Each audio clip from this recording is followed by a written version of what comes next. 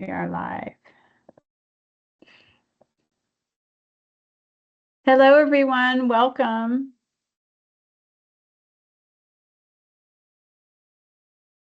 Welcome to the session. We'll get started in about 1 minute.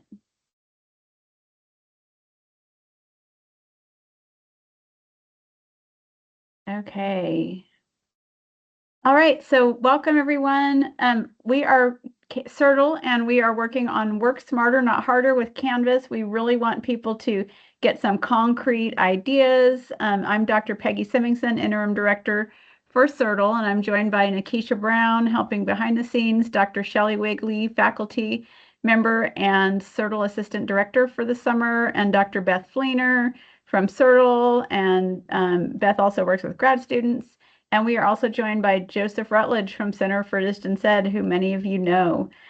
So let's get started with Work Smarter, Not Harder. There is an icebreaker in the chat. Share, tell us what department you're in and if you want to add your role, and then share how you save time using Canvas and teach smarter, not harder. So just throw that in the chat over the next couple minutes. There's no deadline on that. Just throw your answer in the chat. So our agenda is we want you to develop some concrete ideas to use in your courses for summer or fall.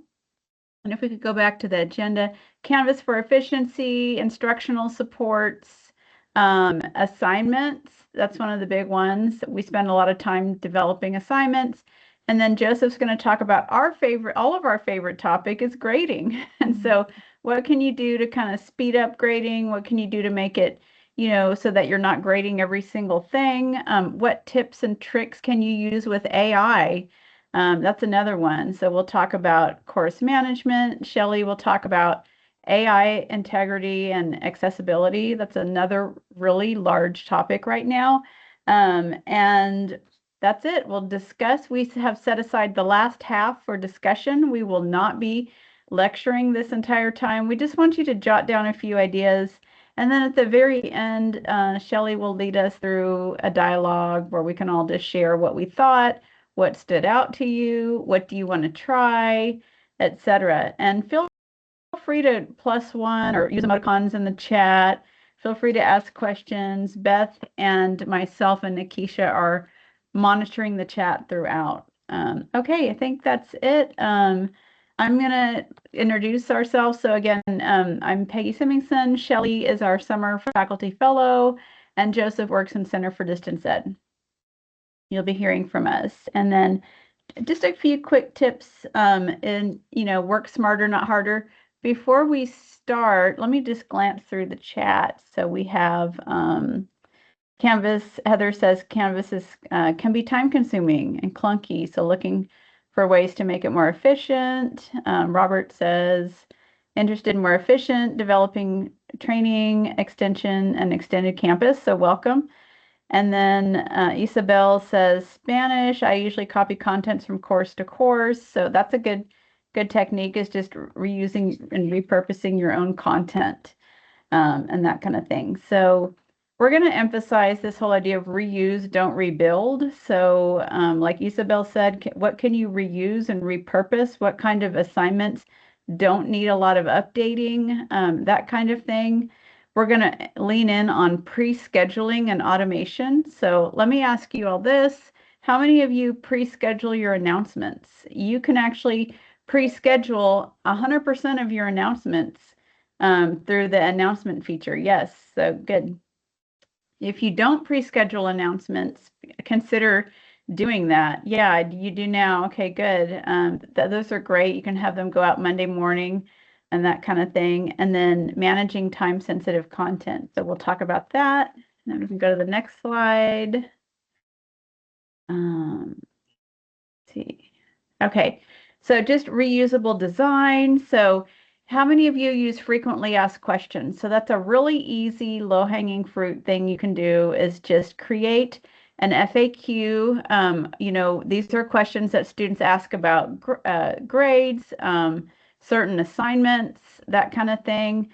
general tips. And what you can do is actually if you're open to it, run your syllabus through Microsoft Copilot and ask it to create an FAQ for you for your students, generating what would be the most likely frequently asked questions. And then you can also obviously tweak what AI comes up with. So you can co-author with AI what that FAQ is. Students are used to FAQs, I think. So Isabel and others, I encourage you to look into it, and it can just be a one pager that they glance at, question and answer is the format. So that's one strategy. And then templates. Is there a template you can create in Microsoft or something else that students use for their assignments to kind of guide them? And then you reuse that kind of thing. And then Joseph's going to talk about standardized feedback, where you save your comments in a bank and then reuse them. So you're not sitting there and writing 30 minutes of comments to students when they spend half a second reading it. It depends. I mean, if you're teaching a writing class and you give intensive feedback, that's different. But for most of us, students really want to know their points. They want to know the gist of the feedback. If they lost points, they want to know, but what are ways you can standardize feedback in Canvas?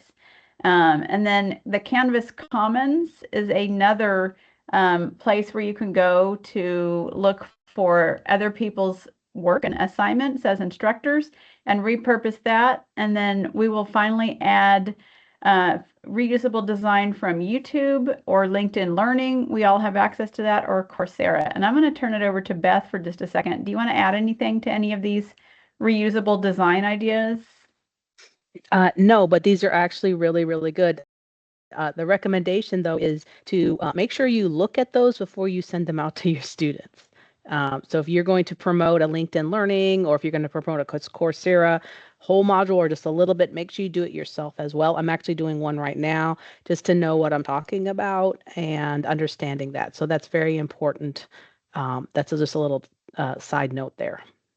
Bonnie Boardman in engineering replaced all of her textbooks with LinkedIn Learning modules and videos. And so that's an example of, like, you can make your whole class leveraging this type of vendor-based content that we have access to already, micro-credentials, that kind of thing. Yes, students have access to LinkedIn Learning. And so again, Bonnie Boardman is one that she has really taken it and ran with it. But students have access to that link that we just put in the chat. Students can go in and you can create playlists. I think they're called playlists, but you can curate LinkedIn Learning content and leverage that. And then the student, it has everything. It's great. But yeah, definitely try the FAQ. You can just Google, how do I create an FAQ for my class? Hi, Bridezo. Let's see. I think, Beth, you were going to talk about this one, and then we're going to turn it over to Joseph. Yes. And so to tag off what Peggy was saying, it's definitely important to understand those micro-credentials, because this goes to assignments. I'm a former public education teacher. I did not have time to grade everything. So you be mindful on what your assignments is. And there were assignments that I used to teach that would get multiple purposes out of it. I was scoring the assignment for content, but then also scoring it for the collaboration and scoring it for this. So if you're thinking about your assignments, maybe rethink of it also to get multiple purposes out of it, which can include a micro-credential, so that when the students leave your course, they not only have the course completion, but they're actually building a professional portfolio as well. So consider those type of things. An assignment, make sure you like low stakes. You don't have to grade everything, so just make it low. So you just got to do a check-in and see how they're doing. Exit tickets are always fun, especially if you're doing in person. Little things. It doesn't have to be, huge. It can be a small little thing about the muddiest point. What'd you learn? Just a reflection of what you taught, and students catch what you were teaching that day. Game-based learning are always fun. So there's Kahoots. There's a lot of digital software and tools out there that they can engage and actively participate. They can participate in that matter, especially when you have large classes. So this is what we're talking about a lot now, is you're going to have larger classes. Can you still do those things? Yes, you can. You can create little communities within the large classroom where they're working together in a collaboration or sections or in groups and things like that. that. You can use it for attendance tools. You know, there's a lot of things that you can do with that. Make it easier for you. You don't have to, again, work smarter, not harder. Um, do gallery walks for assignments. You know, have your students review each other's and give feedback that way. And then so you're not grading 200. Yes, you are going to grade 200, but you know, their students are going to be looking and giving feedback by peer to peer. And so that actually helps you out a little bit in that as well. So those are some strategies. We are going to continue talking about this as we continue on with summer programming and into the fall. So we want to talk more about that. That's coming. So just let you know. Okay. We'll pause. Thanks, Beth. We'll pause just for a second. What are your thoughts on any of the ideas so far?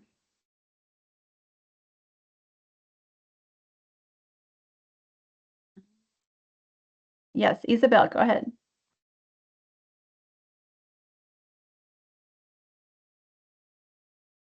Okay, we have to unmute you. Okay, I think you should be able to share if you want to unmute yourself. Hi, Yeah, I was ahead. trying Yeah. to unmute. Sorry. Let me put the camera down. I'm here. I wanted to ask suggestions about exit tickets. I've always tried to use exit tickets somehow at the end of my classes. I have 50 minutes and I always feel like I never have enough time. I always feel like we have to rush through everything and all in a sudden it's time to go and I didn't do an exit ticket. Any suggestions?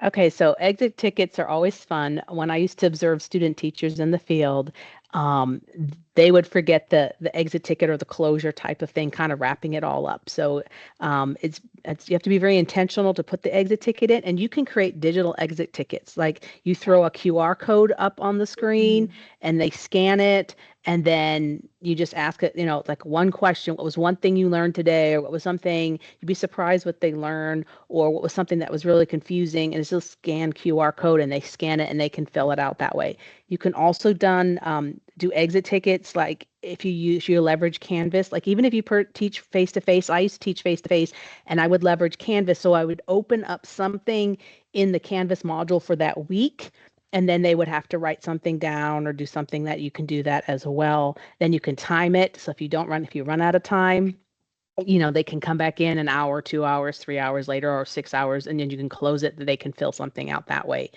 But I taught one night a week, so it was a 3-hour class versus a 50 minutes twice a week, three times a week, or whatever your schedule is. So it deals a little bit with pacing. You have to be very intentional. I know that advice I have is set a timer on your phone so that if you have 50 minutes, the timer goes off at like 45 or 47. So you know that you got to get this last little piece out there. And that helps you develop an internal pacing clock. Even though it's really, they could be engaging and fun, but that helps now. Does that help you a little bit? Yes, thank you very much. And I see people also on the chat, so thank you so much. You're most welcome. Yes. I put an example of one of my exit tickets I've done, and I use Microsoft Forms because I can reuse the same form across semesters. And so, like I say, what is one idea that stood out to you from the module? What is one idea? Let's see, sorry. The reading for this module was light, about right too heavy, muddiest point. What is something you still want to know or aren't sure about? Comments about the technology because this was an online class. And then do you have any other comments about this unit, or do you have a resource you would like to share to enhance the learning? I like that. Have you used those in in-person classes or only on online classes? Online, but feel free to borrow this one. Okay. Thanks. Yeah. And all of that can go in person as well. You can do all of that in person. Same. Yeah. Yeah. Just tweak it. Okay, we're going to turn it over to Joseph. We encourage you to keep sharing in the chat. Somebody mentioned A+. Attendance tool offers grading functionality. Great. Excellent. And I'll put a link about the A+ grading in the chat while we turn it over to Joseph. All right, thank you very much. So today what I'm going to do is I'm going to go over some of the features inside Canvas that can help you, again, save time, get your work out quicker. and do some of the things that you may have done before in a different way. Again, just to help you out and see what we can do to I guess, as we were mentioning, saving time. So we're going to look at some of the new AI features. I'm going to show you how to turn those on, because by default, they probably are not going to be turned on in your course. Then we'll look at some options we can find in the SpeedGrader to kind of help you out and get in touch with your students if you need to, and kind of do some things that you would normally do in the gradebook. We'll also look at messaging students from the gradebook that kind of helps you to get in touch with them, to kind of let them know if an assignment's coming up or if they didn't score well or something like that. You can easily find all the students who fit a certain criteria and send a message to everyone. And then we'll also talk about item banks, which are going to be question banks in new quizzes.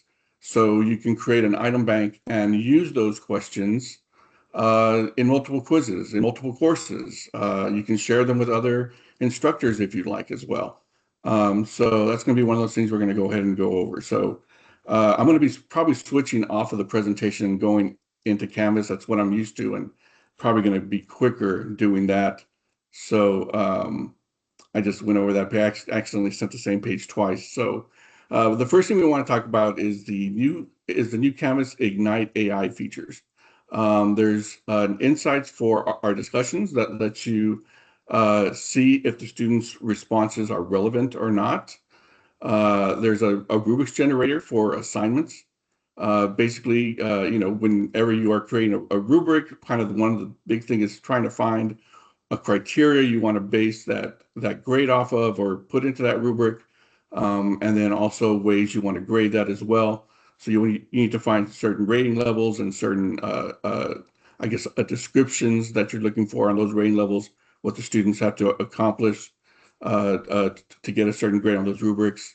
Then we'll also look at question authoring for our quizzes.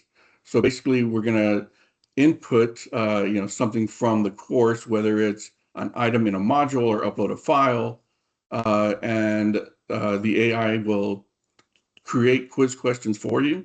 You can determine whether you want it to be a multiple choice or fill in the blank or whatever type of questions you want them to be. It'll create those questions for you.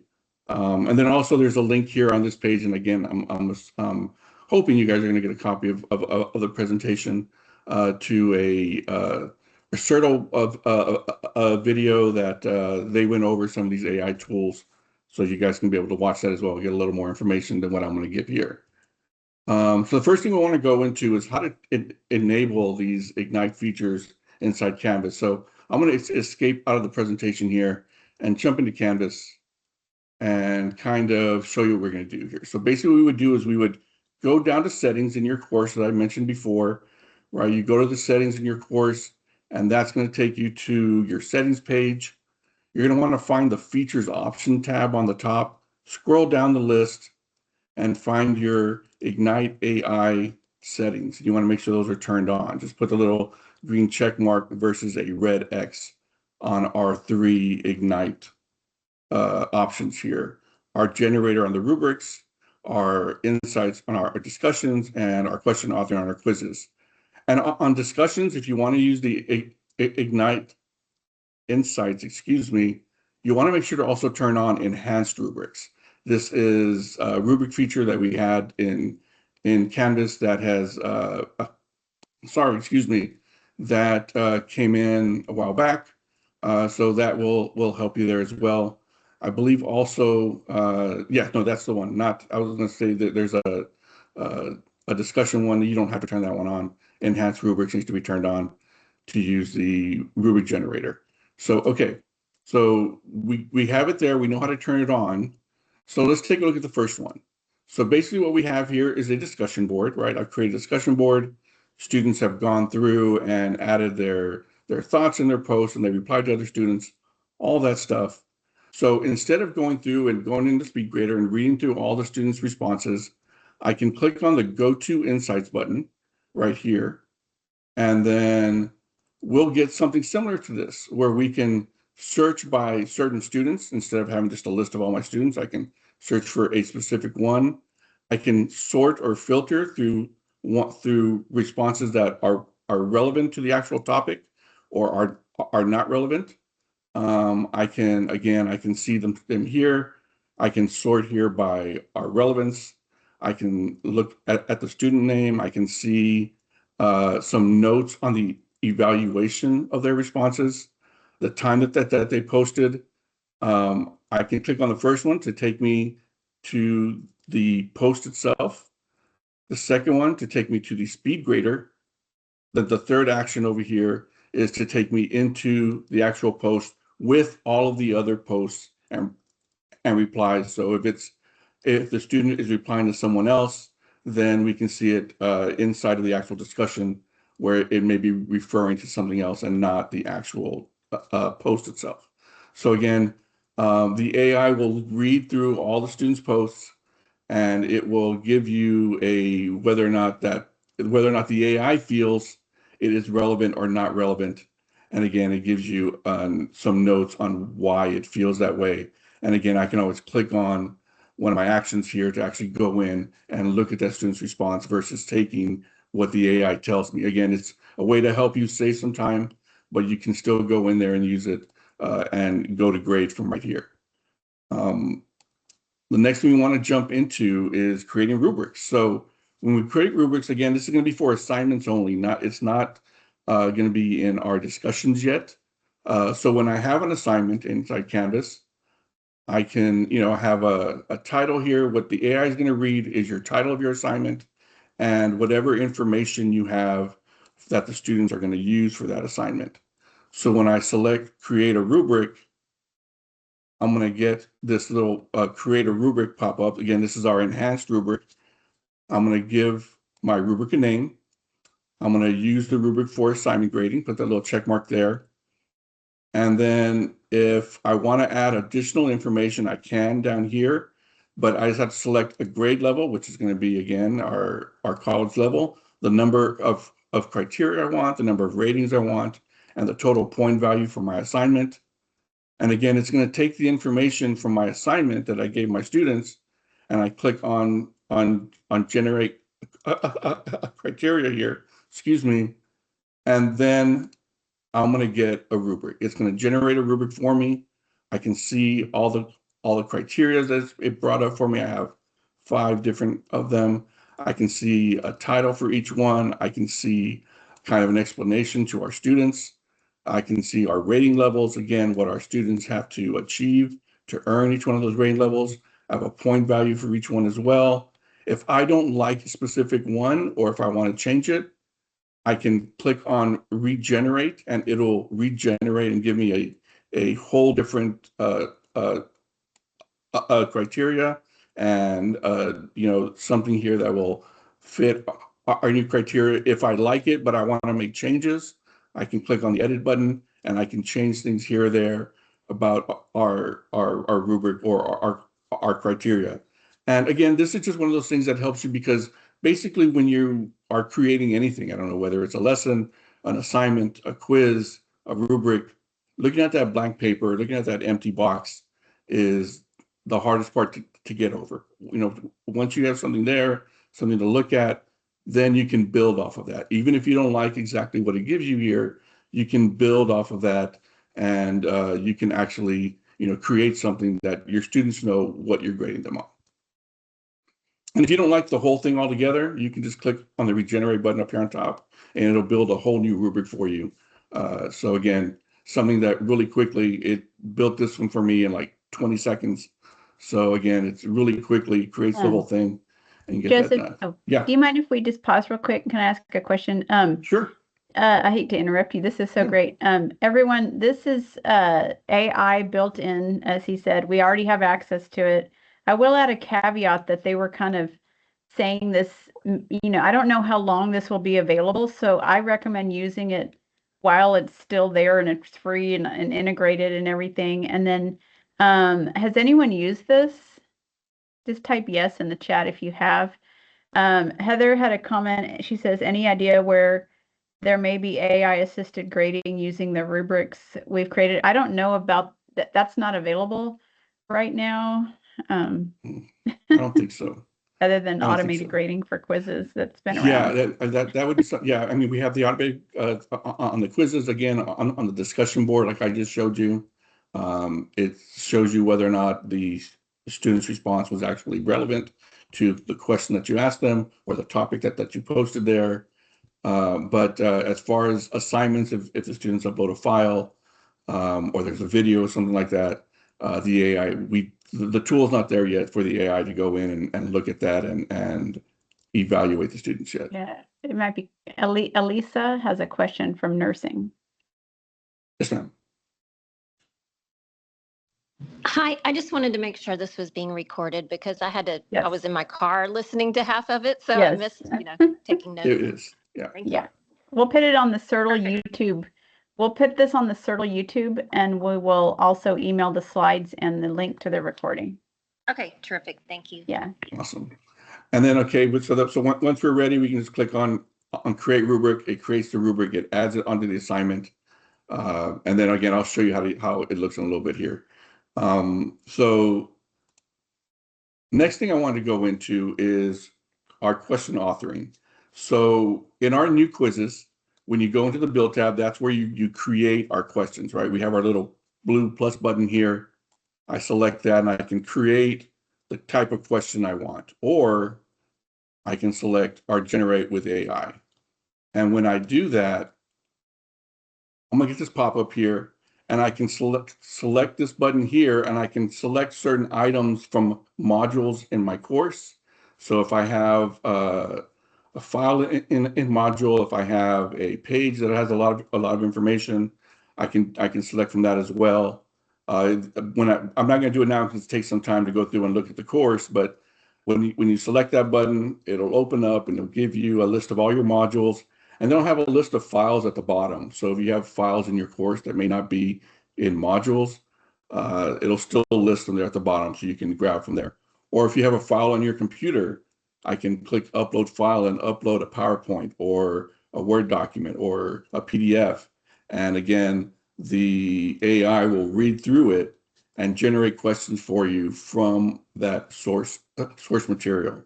I just need to go through and select how we want to grade our students.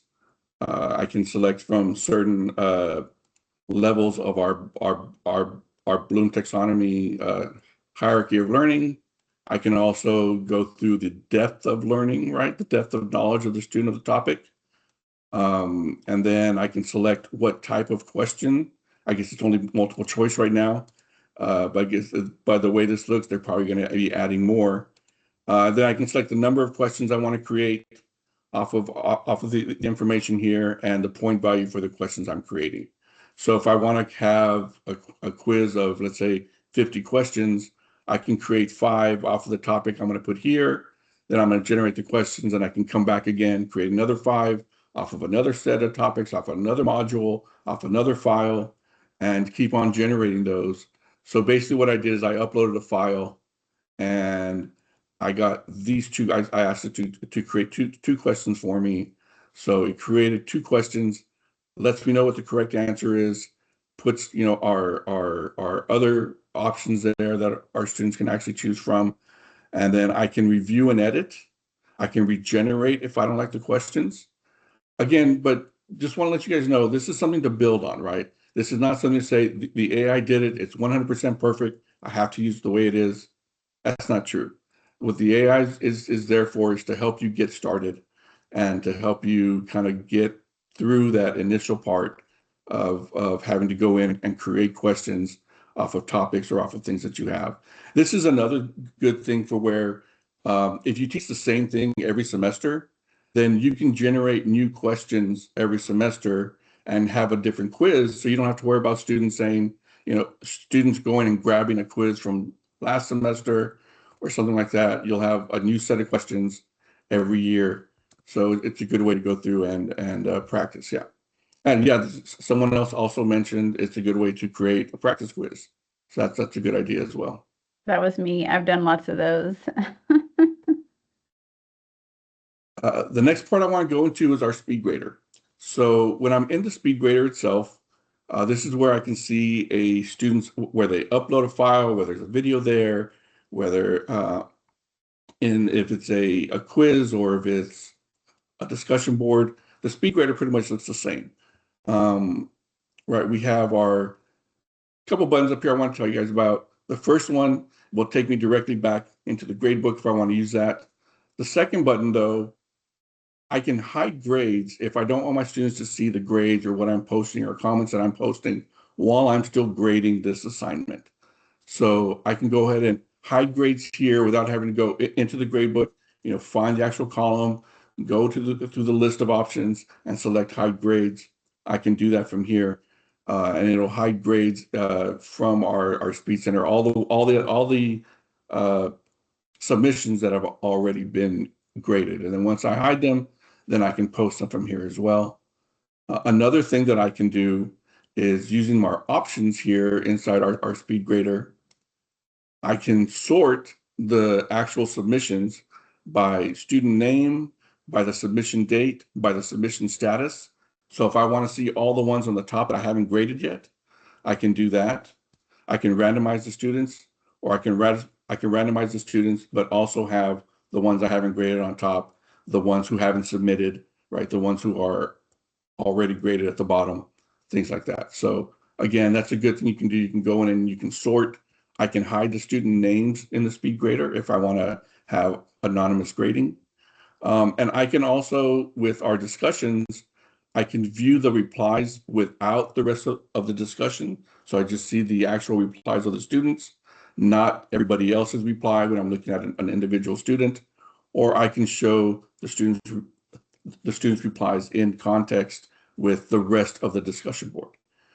So again, you can change that setting as well, and then just click Save Settings, and your sorted list or your hidden names will be saved. Joseph, we had a quick question. Do you mind walking through the Ignite AI options for the quiz questions and the rubric? Yeah. Okay. So back up a little bit. That's all right. Let me find where we are. So, okay, so we are on the rubric, right? So to create a rubric, first I have to have an assignment, right? Again, we have the rubric's going to look at the title of the assignment. Oh, do you mind reminding how you turn on the, okay. Yeah, yes, the turn I can on do that part as well. Okay. So to turn them on, to turn on those settings, we want to go to the settings option here in our course menu. When I select that, it'll take me to the settings page.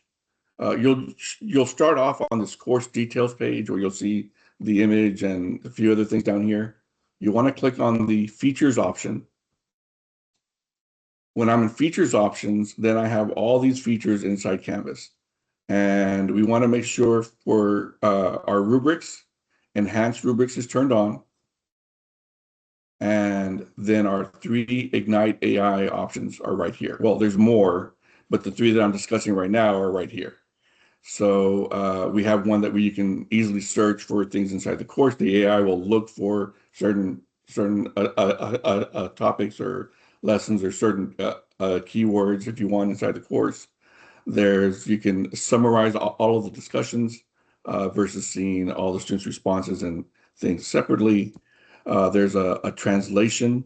If you want to do that as well for your students, you can turn on an AI translation tool. So if your students are where English is not a first language, you can do that as well. So just letting you know, there's a few more tools than what I'm talking about, but just need to go ahead and make sure that there's a green circle with a check mark, and that's enabled. If I disabled it, it'll have a red circle with an X in it. So make sure that those 3 AI tools are enabled in the course if you want to use those. Oh, and also the enhanced rubrics for the rubrics. So for the rubrics, again, the rubrics are going to be for assignments only, not for our discussion boards or our quizzes at this time. I haven't heard of them wanting to make them available for the other 2 right now, but for at this point, it's just for assignments. And that AI is going to look at the title of the assignment and the information that you give the students about the assignment. So then what we'll do is we'll go ahead and click on Create Rubric. When I do that, it takes me to the Create Rubric page. Again, I need to give the rubric a name.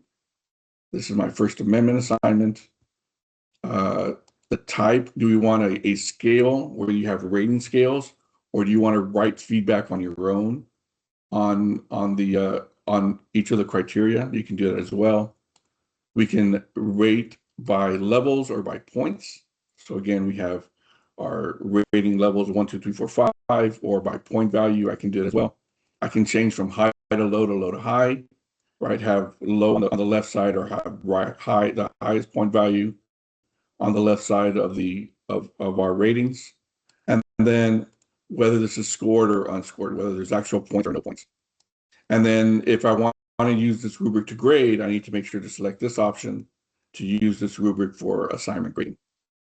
And then what the rubric does, it will look at the information again that we put in there.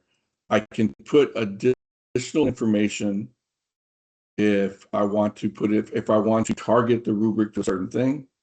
As it mentions here, there are examples to target a college level seminar, or to focus on an argument substance, or be lenient. So again, this is just additional information that the AI will look at when it's creating the rubric. And then select, we have all that information. Again, oh, I should also mention our grade level, our number of criteria, that's the number of items we are going to grade on, the number of rating levels on each of our criteria, and the total points of the assignment. And what it'll do, it'll evenly distribute points between our 5 criteria or our 4 criteria, however many we have here. And I can always go in and edit, and I can change the point value. So if I want one to be, like 50 points and another to be 20 points, I can edit it after it has gone in and created it and created the rubric. I'm sorry. So once I have all that information in there, I can also use a grade range versus a point value, and I'll show you what I mean here a little bit. And then just click on generate criteria. And again, it reads the information from the assignment. So the assignment needs to be detailed. The information that you give the students needs to be there. So when you do that, I'll let that run, but I already have one here. Oh, did I close that? Oh, here we go. I already have one here. So this is where I can go in and look at it. Again, it built the rubric for me, right? I see our first criteria, our second criteria, an explanation of what the first criteria is looking for, and then our grading levels, right? What we are going to evaluate the students on, whether they get an exceptional, a proficient, a developing, or an insufficient rating on our criteria. Our criteria is 20 points, and since I use a range, I can give the students anywhere between 20 and 13.323 points for our first level here. I can edit this if I want to go in and change little things here. I can click on the little pencil button and edit that. I can change the name of the criteria, our description, the points, as I mentioned, if I want to give this one a higher point value versus a lower point value. I can disable the range and just have a pure point value for each one, or a range where I can give students a grade anywhere between, like I said, 20 and 13.33, or 13.33 and 667, or I can change this. Maybe I want this to be, 15 points, and this to be 10 points, and this to be 5 points. So I can give anywhere from 20 to 15, 15 to 10, 10 to 5, and 5 to 0 points for any one of these rating levels. I can change the name of the rating. I can edit and change our description. Again, the AI is just there to get you started, right? So you can build on, if you like the way it looks and you want to use it exactly as is, you're good to go. You can do that. But what I want to say is the AI is there to help you to get started, right? What do you want to grade on? Again, if you don't like this one here, then I can just click on the regenerate button, and it'll regenerate and give me a new criteria, and a new description, and new options down here in our ratings as well. Once we've gone through and we're happy with it, select our create rubric button, and then it'll add this rubric to the assignment. So now my rubric is here. I can preview it there and see the way it looks like here. Then when I go to an assignment, I believe I have an assignment here. Yes. When I go to an assignment, I can see my rubric here. And one of the cool things with the new rubrics is I can change the mode that I view it as. Instead of a traditional mode like this, I can change it to a horizontal view, where I can see our rubric, what do you want to call it? Our criteria, and I can select the rating level. I can leave a comment right there. Again, our second criteria, rating levels, or I can go vertical and see the first criteria, right, 3210, leave comment, our second criteria, 3210, leave a comment. And then I really don't have to scroll out as much on my bar here. I can still see the paper clearly and save our information here. Was that clear enough on the rubric? I can go, anything else if anybody else had another question before we move on to the next one? Anything else? Bueller? No? Oh, I have a quick Yeah. comment. Yeah, sure. Someone, and I know I read this somewhere, and Ken, you might just Google around.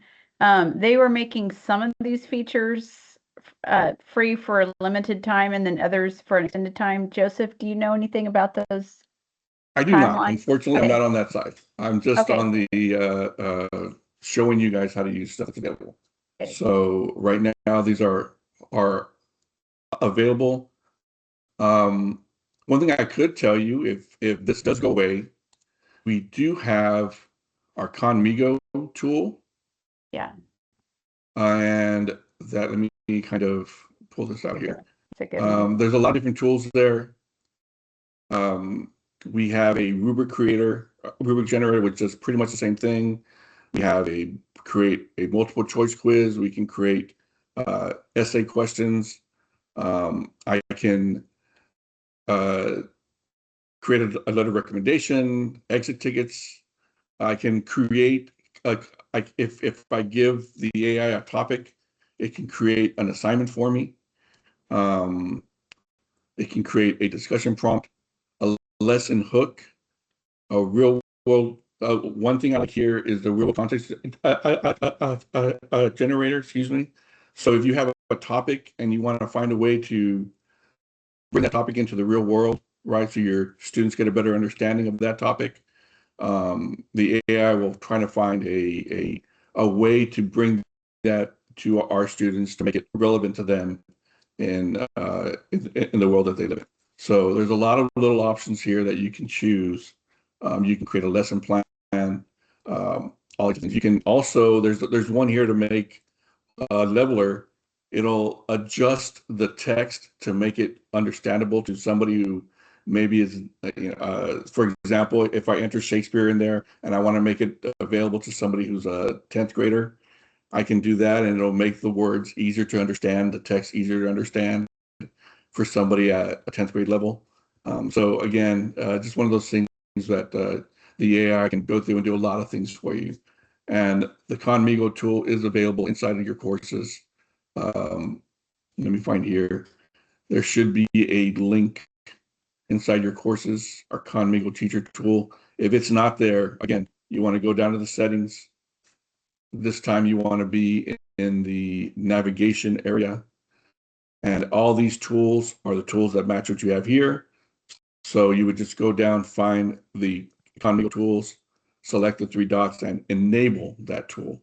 It's already enabled in my course, so it says disabled.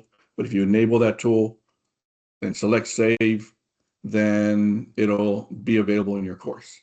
So again, those are free. So, but as far as the other ones right now, they are free as well. Yeah.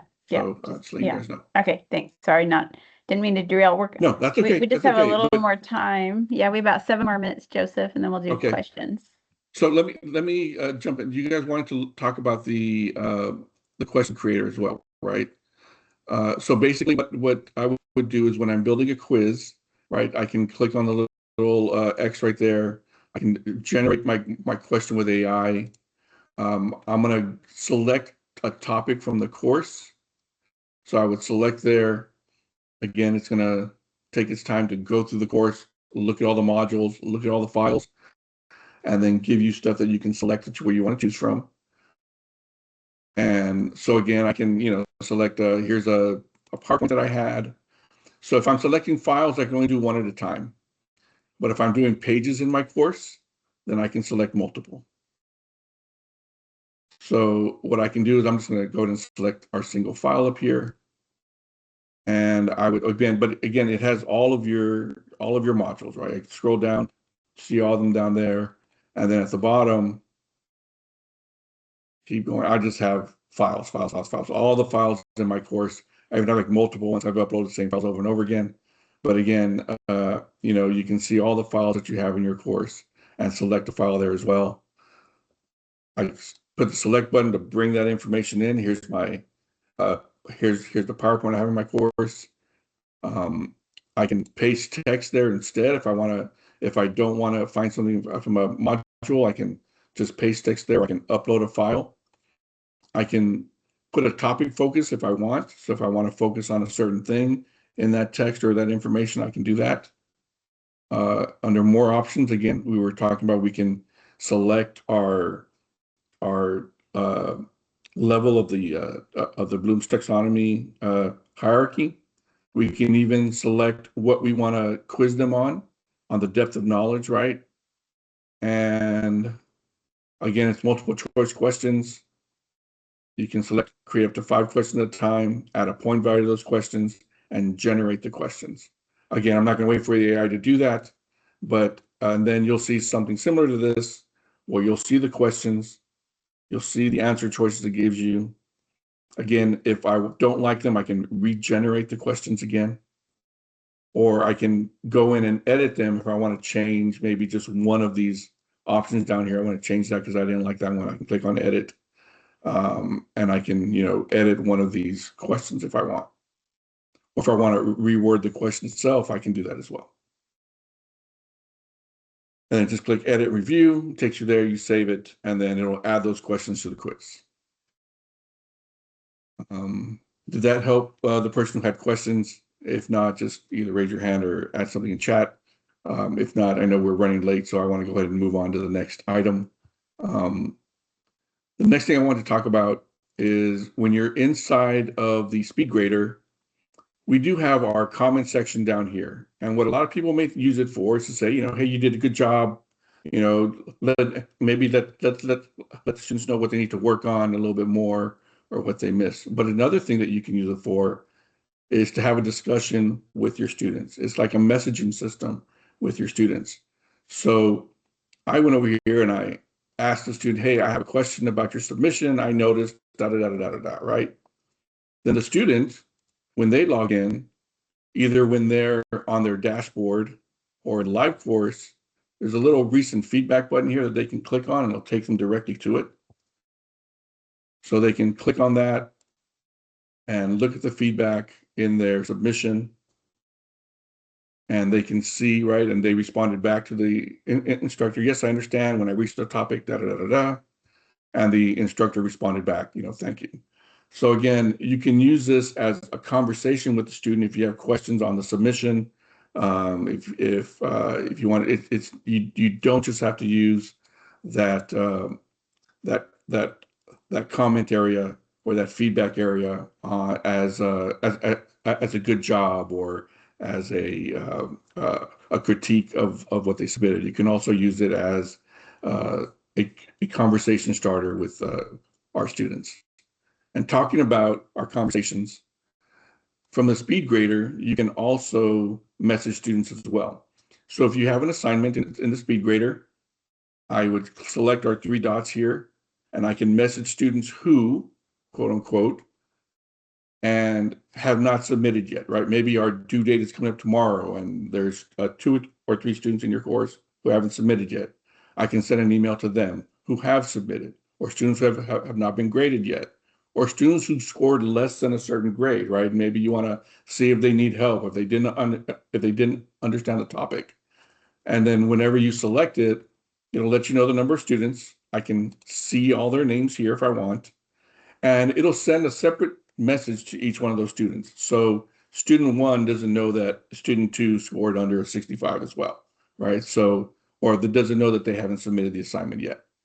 And then I can come down here and I can just type in my message, select send, and it will send them an email in the Canvas email, but that also goes to their MyMav mail. If they respond back to you, it goes to your UTA mail. It'll also be inside Canvas as well. So again, you can respond back after the initial message from the MyMav mail or your UTA mail. So again, something if you want to contact students quickly, you can do it from there, from the gradebook. Another thing I wanted to talk about next, was item banks. Peggy, do we have time to go over item banks? It's 12:51. At least on my computer it is. Yeah, just take a couple minutes and then we'll get wrapped up. Okay, so I want to go over the item banks. Basically, what item banks are a group of questions that you can use in multiple quizzes. Let's say you want to create a quiz number 1, quiz number 2, quiz number 3, and take questions from those quizzes and have them on the midterm. I can do that. And that's what our item banks are. So when I select item banks, it'll take me and show me the item banks that I have, right? I have these 2 item banks in this course. I may have item banks that have been shared from other courses. I can do it as well. So by default, the item banks are only available in the one course you built them in. But if you have different sections of the same course, I can always use the share button, and I can share with, if I select courses up here, when you click here, you'll see what's the word? What's it called? You'll see a list of your courses here. I'm an admin, so I have to enter the name of the course because either that or I'll see everybody's courses. So you'll see your list of your courses here. You can select that there. You can select whether or not the instructor or you, if that's your other course, whether you can edit the bank in that course as well. And then click add, and then it'll add that, it'll share the item bank with that other course again. So if you want to create a quiz in one course and then add those questions to another course, you can do that as well. I can look at the quiz question here by clicking there. I can see the questions that I already have in that bank. I can create new questions with the new button up here. And I'm just going to, edit these or build these the way I would build them in a regular course, right? When I select new, I get the options that I had in our quiz. If you want to add the AI questions into a bank that you created, I'm just going to create a quick question here. Well, where were we here? Our questions here. Let me edit and review, and I'm going to save these. Okay, I'm going to save it next. Okay. So I'm just going to keep them as is. I'm going to save them into my course here. Come on, add to quiz. There we go. Okay. So what I can do is I can click on the pencil option for these questions. And there is an item banking here. I can click there, add this question to a bank. I can add them to an existing bank. Or I can add, again, you'll see your list of your banks there.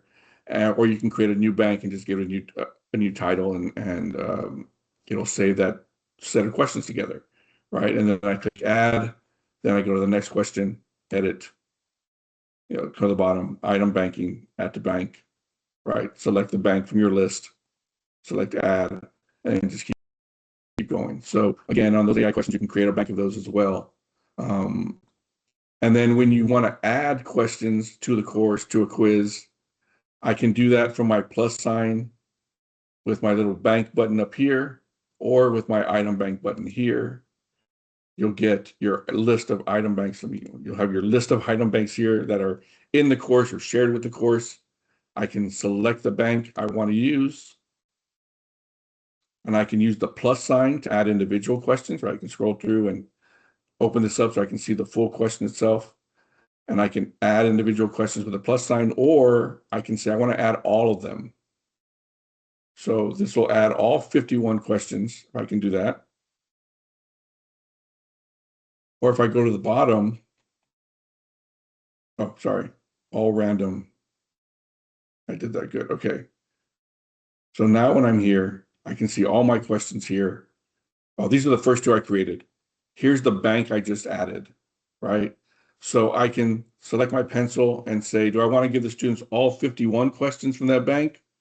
Or do I want to randomly select, let's say, 20 questions, right? And make them 5 points each. So that way each student gets a separate 20 questions, right? Because they're just picked out randomly from that 51. So again, then I can click done. And, or if I want to select, 5 questions from one bank, 5 questions from another bank, 5 questions from another bank like that, I can do that as well. The banks can have as many questions as you want. I don't have to bring all 10 or all 20 or all 30 questions into the quiz from the bank. I can select random questions from those item banks into my quiz. So you're basically giving a different quiz to every student, but every student has a chance of getting the same question. So you're not really giving them different quizzes, you're just giving them different questions. But you're quizzing them on the same topics. And then when you're done, select done, and there we go. We have our 2 AI generated questions up here and our bank questions down here. And click on return, and our quiz is saved, and we are good to go. So again, something that we can do on the banking, it just saves you time on building the questions once. You can share them in different courses. You can use those questions again to use on a final, to use on a midterm, to use in a different semester. And again, our AI tool, you can add in information into it, and you can regenerate questions every time. So every semester, your quiz questions are different, and your students can't share quizzes from one semester to the next because you're giving them different questions every semester based off the same topics, based off the same information, but the AI is creating questions for you. Well, thank I you believe so that's much. all I was going to have for today, Peggy. I Okay. know I took up No, all your you're good. time. And then please feel free to follow up with Joseph. Christine says, can you copy a quiz built in the old quiz format into the new quiz format? Yes, you can. I can show you that real quick. It's very quick and easy. It may take Canvas a minute, but it's not difficult to do. So when you're in your quizzes area, you'll notice that new quizzes are dark green, classic quizzes are white outlined in green. If they're not published, they're going to be white outlined in black. New quizzes not published are just black rocket ships here. So what I want to do is, and I already did it with these two, you can see here, but what I want to do is I want to get my quiz. Here's one here, here's a classic quiz. I want to click on my 3 dots and I want to migrate. So when I migrate, it'll create a new quiz for my classic quiz. And then we'll see the new one down here. It's migrating our online quiz that I created up here, and that will be a new quiz. And then you can create questions, edit from there, and be ready to go. Awesome. Okay, I think we're going to wrap up. Shelley, I'll turn it over to you. And thank you. Let's give a round of applause for Joseph and all his fine knowledge. Thank you, everyone. Yeah. Appreciate it. And join us for our next 3 sessions, but Shelley will talk more. And I know it got pushed up, but I put my my contact information in the chat. Perfect. Wonderful. Yeah. Thank you so much, Joseph. That was very informative, very helpful for all of us. Yeah, I'll just highlight our upcoming sessions this summer. We only have 4. This was the first of 4. So our next one is June 17th from noon to 1. You can register there. And I think Peggy also put it in the chat. Then we have Teaching Smarter, Not Harder with Pedagogy on Campus Teaching Focus. And then the last one we have is July 29th, Teaching Smarter, Not Harder. And that's going to be a summer reading, listening, and idea exchange, again, from noon to 1. So we hope that you all will join us for those sessions as well. And then finally, I believe we also have in the chat, but you can scan this QR code, our feedback survey for today. So we thank you all for joining us today, and we look forward to seeing you on the 17th. Please share the slides. Yeah, I think we had one more thing about our microlearning library. If you're still with us, the microlearning library is brand new. It has great topics. Each micro credential for faculty focuses on a really cutting edge topic from the Online Learning Consortium. And you can learn about AI. There's all micro credentials. There's all kinds of topics. It's in a Canvas shell. So we'll put the link in the chat, and we'll be sending out more information in our newsletter today. So we encourage you to check out the microlearning library. And they're under an hour for each module. So that's it. We appreciate you all for joining us. Thanks, Dr. Wigley, too, for guiding us. And thanks again to Joseph from Center for Distance Ed. And keep us posted if you try these and you like these ideas. And please, again, share, spread the word about CRTLE. Bye. Thanks, Shelley.